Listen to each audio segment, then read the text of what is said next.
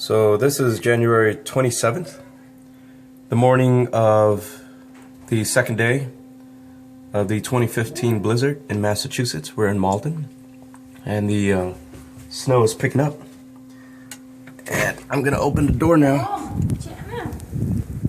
And I don't know if you can see or not, but it is snowing like crazy. Cars are buried. I mean, this is bad. Look at the amount of snow we got. Everything is just white. I've never seen anything like this in my life. This is going to be one to be remembered. Stores are closed. Everybody's at home, hoping the electricity doesn't go out. Everybody at the store yesterday, I went to Stop and Shop. There was about 300 people. Lines stretching all the way to the back of the store. I mean, it was crazy. Supplies were limited. Everybody feared the worst. And it looks like